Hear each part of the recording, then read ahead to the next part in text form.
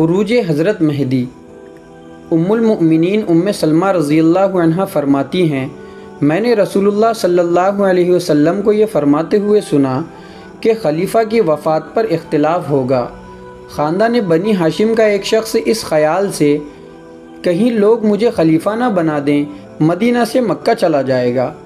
لوگ اسے پہچان کر کہ یہی مہدی آخر الزماں ہیں گھر سے باہر نکال لائیں گے اور حجر اسود اور مقام ابراہیم کے درمیان ان کے نہ چاہتے ہوئے بھی اس کے ہاتھ پر بیعت خلافت کریں گے۔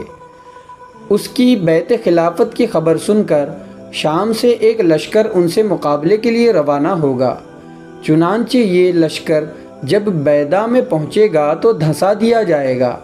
اس کے بعد ان کے پاس عراق کے اولیاء اور شام کے ابدال حاضر ہوں گے۔ پھر ایک شخص شام سے نکلے گا جس کی ننیحال قبیلہ کلب میں ہوگی۔ وہ اپنا لشکر ان بنی ہاشم کے اس شخص کے خلاف مقابلے کے لیے روانہ کرے گا۔ اللہ تعالیٰ اس لشکر کو شکست دے گا جس کے نتیجے میں ان پر آفت آئے گی۔ یہی کلب کی جنگ ہے۔ وہ شخص خسارے میں رہے گا جو کلب کی غنیمت سے محروم رہا۔ پھر وہ یعنی مہدی خزانوں کو کھول دیں گے اور مال تقسیم کریں گے اور اسلام دنیا میں مستحکم ہو جائے گا۔ وہ اس طرح 7 یا 9 سال رہیں گے۔ اس روایت کو طبرانی نے الاوسط میں روایت کیا ہے اور اس کے تمام راوی صحیح ہیں۔ ابو درداء کی روایت میں ان الفاظ کا اضافہ ہے، پھر وہ یعنی مہدی وفات پا جائیں گے اور لوگ ان کی نماز جنازہ پڑھیں گے۔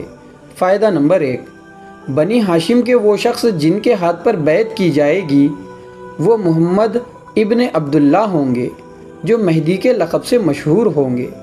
طبرانی کی دوسری روایت میں ہے کہ بیعت کرنے والوں کی تعداد میدان بدر کے صحابہ کے برابر یعنی 313 ہوگی۔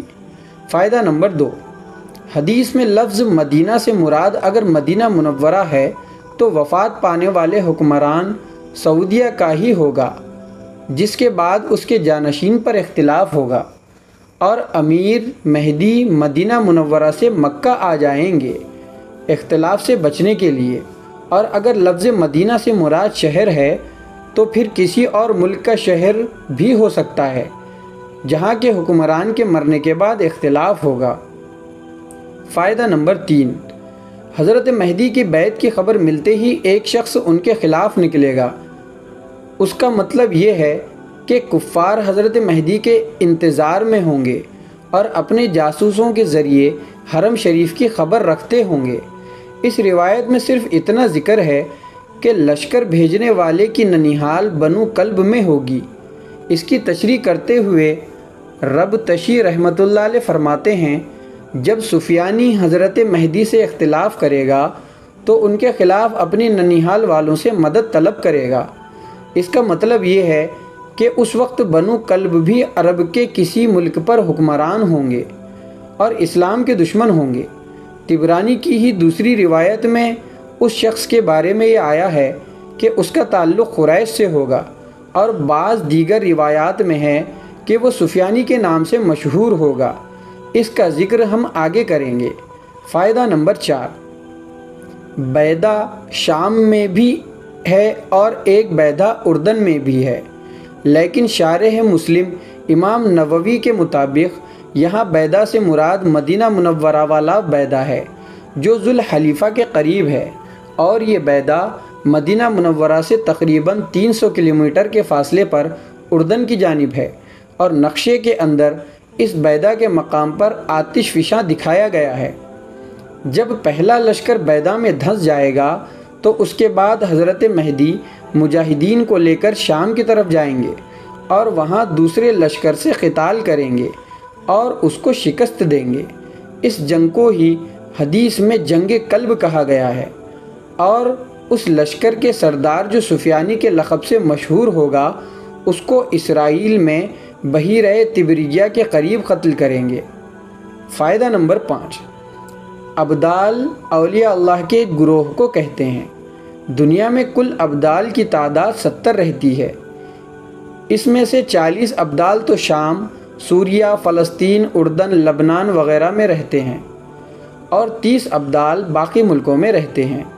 علامہ سیوطی رحمۃ اللہ علیہ نے جمع الجوامع میں حضرت علی رضی اللہ عنہ کی یہ روایت نقل کی ہے۔ ابدال نے یہ جو درجہ پایا ہے وہ بہت زیادہ نماز روزہ کرنے کی وجہ سے نہیں پایا ہے، اور نہ عبادتوں کی وجہ سے ان کو تمام لوگوں سے ممتاز کیا گیا ہے، بلکہ انہوں نے اتنا اعلیٰ درجہ اپنی سخاوت، نفس، دریا دلی، سلامتی دل اور مسلمانوں کی خیر خواہی رکھنے کی وجہ سے پایا ہے۔ ایک اور حدیث میں حضرت معاذ ابن جبل رضی اللہ عنہ سے منقول ہے، جس شخص میں 3 صفتیں یعنی رضا بقضاء یعنی تقدیر پر راضی رہنا، ممنوع چیزوں سے مکمل بچنا اور خدا کے دین کی خاطر غصہ کرنا پائی جائیں، اس کا شمار ابدال کی جماعت میں ہوتا ہے۔ فائدہ نمبر 6، اصائب بھی اولیاء اللہ کے ایک گروہ کا نام ہے۔ سفیانی کون ہے؟ حضرت عبداللہ ابن قبطیہ سے روایت ہے، انہوں نے فرمایا کہ میں اور حضرت حسن ابن علی رضی اللہ عنہم ام المؤمنین ام سلمہ رضی اللہ عنہا کے پاس تشریف لے گئے تو حضرت حسن رضی اللہ عنہ نے فرمایا، اے ام المؤمنین، آپ مجھے دھس جانے والے لشکر کا حال بیان کیجئے۔ تو ام المؤمنین ام سلمہ رضی اللہ عنہا نے فرمایا کہ میں نے رسول اللہ صلی اللہ علیہ وسلم کو یہ فرماتے ہوئے سنا کہ سفیانی کا خروج شام یعنی موجودہ دور کا اردن، فلسطین، اسرائیل، شام، لبنان، راقم میں ہوگا، پھر وہ کوفہ کی جانب روانہ ہوگا تو مدینہ منورہ کی جانب سے ایک لشکر روانہ کرے گا، چنانچہ وہ لوگ وہاں لڑائی کریں گے جب تک اللہ چاہے، حتیٰ کہ ماں کے پیٹ میں موجود بچے کو بھی قتل کر دیا جائے گا۔ اور اس انتشار کی صورت میں حضرت فاطمہ رضی اللہ عنہ کی اولاد میں سے، یا فرمایا کہ حضرت علی رضی اللہ عنہ کی اولاد میں سے ایک پناہ لینے والا حرم شریف میں پناہ لے گا، لہٰذا اس کو پکڑنے کے لیے وہ لشکر والے اس کی طرف نکلیں گے۔ تو جب یہ لوگ مقام بیدا میں پہنچیں گے تو ان سب کو زمین میں دھنسا دیا جائے گا، سوائے ایک شخص کے جو لوگوں کو ڈرائے گا۔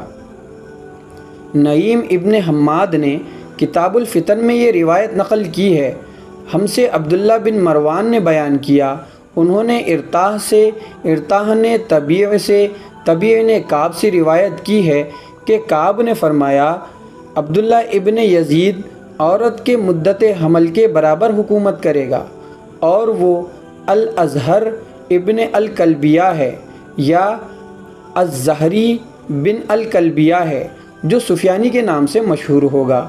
حضرت کعب سے روایت ہے، فرمایا سفیانی کا نام عبداللہ ہوگا۔ کتاب الفتن ہی کی روایت ہے کہ سفیانی کا خروج مغربی شام میں اندر نامی جگہ ہوگا۔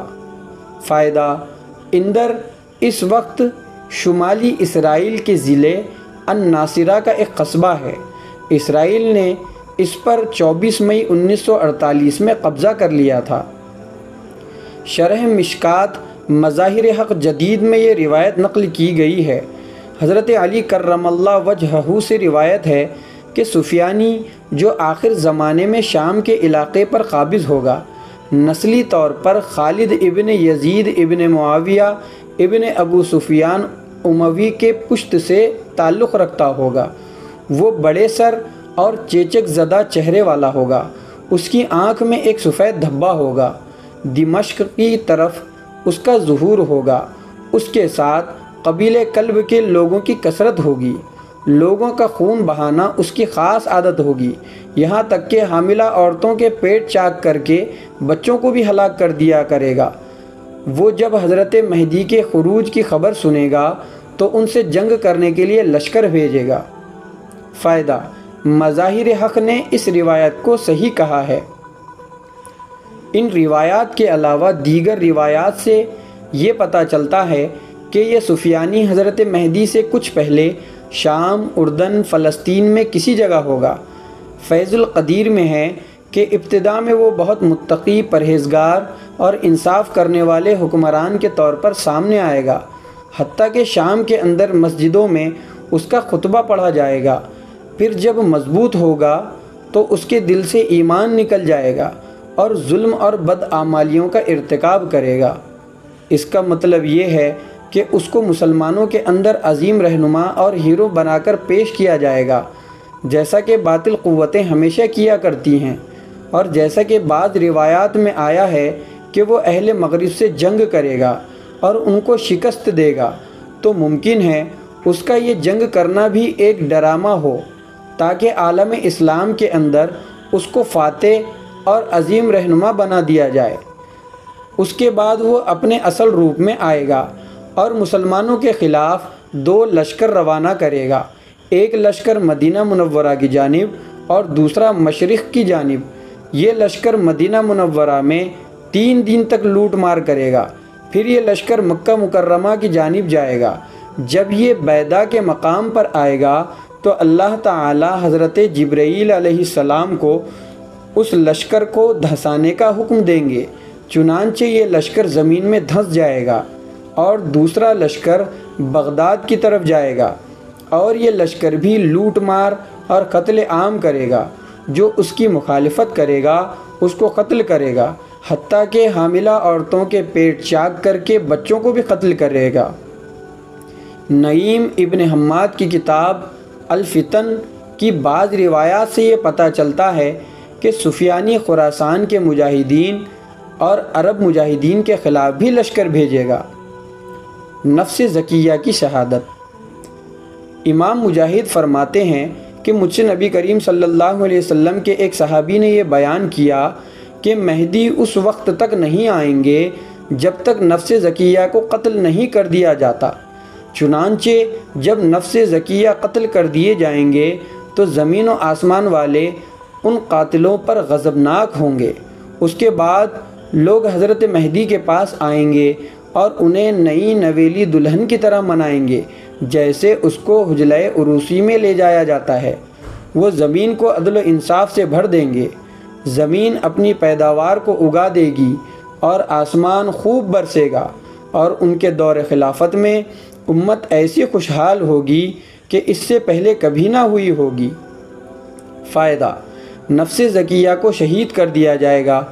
ان کا خدا کے ہاں محبوب ہونا اس قدر ہے کہ ان کی شہادت پر زمین و آسمان والے غضبناک ہوں گے، نیز وہ اہل ایمان کے ہاں بھی مقبول ہوں گے۔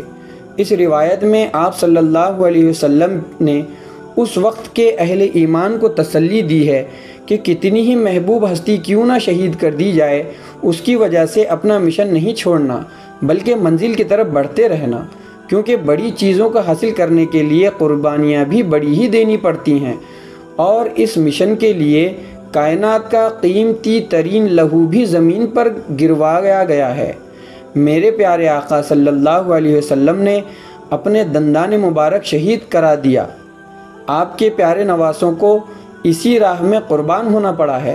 مجاہدین کو یہ ذہن میں رکھنا چاہیے کہ خواہ کتنی ہی محبوب ہستی آپ سے جدا ہو جائے، بہت جلد آپ بھی ان کے پاس پہنچنے والے ہیں، اور پھر اپنے رب سے ملاقات، حوروں کی محفلیں تو سب مجاہدین کو ہی اچھی لگتی ہیں، خواہ وہ بڑے ہوں یا چھوٹے۔ ہاں البتہ یہ دعا ضرور کرتے رہیں کہ یا اللہ